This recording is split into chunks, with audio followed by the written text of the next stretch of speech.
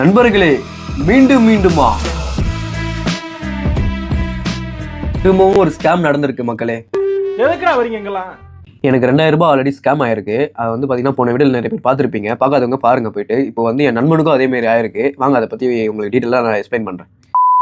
ஜனவரி 16ஆம் தேதி மதியம் அளவில் என் ஃப்ரெண்டு வந்து கேம் விளையாடிட்டு இருக்கும்போது மெசேஜ் ஒன்று வந்திருக்கு. 5000 ருபீஸ் வந்து கிரெடிட் ஆன மாதிரி ஒரு மெசேஜ் வந்திருக்கு. அதை வந்து அவன் கண்டுக்காமல் அப்படியே விட்டுட்டு இருக்கான். அப்புறம் வந்து பார்த்தீங்கன்னா வாட்ஸ்அப்பில் ஒரு ஸ்க்ரீன்ஷாட்டோ ஒரு மெசேஜும் வந்து வந்திருக்கு. இந்த மாதிரி காசு அமௌண்ட் வந்து நாங்கள் மாற்றி போட்டுட்டோம், நீங்கள் திரும்பி எனக்கு அனுப்புங்க அப்படின்னு சொல்லிட்டு ஒரு மெசேஜ் வந்திருக்கு. அது வந்து பார்த்தீங்கன்னா வடக்கன்ஸ் தான் அவங்க அனுப்பிச்சு விட்டது. அதேமாரி அந்த வடக்கு நண்பன் வந்து மெசேஜ் பண்ணதை வந்து என் ஃப்ரெண்டு பார்த்துட்டு சரி ஓகே, அப்புறம் பேலன்ஸ் செக் பண்ண உடனே அந்த காசு வந்து உடனே அவனும் திருப்பி வந்து அனுப்பிச்சி விட்டுருக்காங்க. அமௌண்ட்டை வந்து சென்ட் பண்ணியிருக்கான் அவன். ஆனால் வந்து என் வீடியோ பார்த்து கொஞ்சம் உஷாராயிருக்கான்.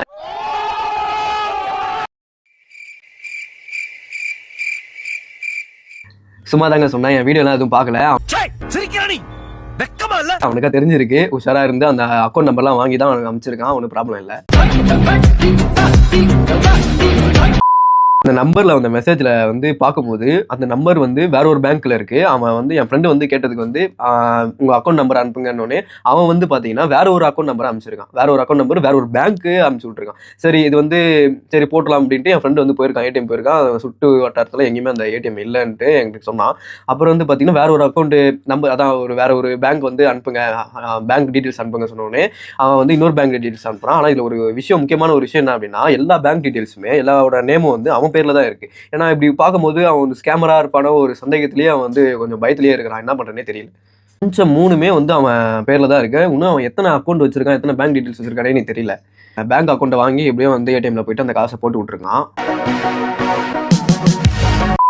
ஜனவரி மாசத்துலேயே வந்து 2 பேருக்கு ஸ்கேம். ஒன்று எனக்கு என் ஃப்ரெண்டுக்கும் ஒரே மந்த்ல வந்து ஸ்கேம் நடக்குது. அது எப்படி கண்டுபிடிக்கிறானுங்க, எப்படி நம்பரை வந்து அவங்களுக்கு எப்படி கண்டுபிடிக்கிறானுன்றதே தெரிய மாட்டேங்குது. ஆனால் கொஞ்சம் உஷாராகவே இருங்க. ஏன்னா வந்து இந்த ஜிபேல அனுப்பிச்சிட்டு உங்களுக்கு நாங்கள் அனுப்பிச்சிட்டோம் திருப்பி அனுப்புங்க அப்படின்வாங்க. அதை நீங்கள் தயவு செஞ்சு ஜிபேலேயே அனுப்பிச்சிடாதீங்க. உங்கள் அக்கௌண்ட் பேலன்ஸ் வந்து ஃபுல்லாக எடுத்துருவானுங்க, ஆட்டையை போட்டுருவானுங்க.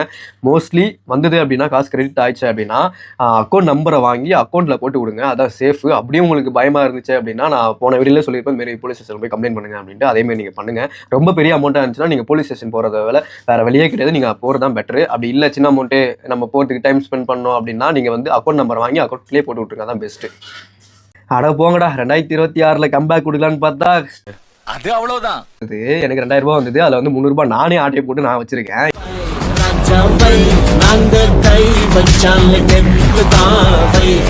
என் ஃப்ரெண்டு பாத்தீங்கன்னா 5000 ரூபாய் வந்தது, அதை அப்படியே போட்டுட்டு இருக்கான். அது வந்து பாத்தீங்கன்னா அவன் வந்து கூட பொங்கல் செலவு அழகா யூஸ் பண்ணிருக்கலாங்க.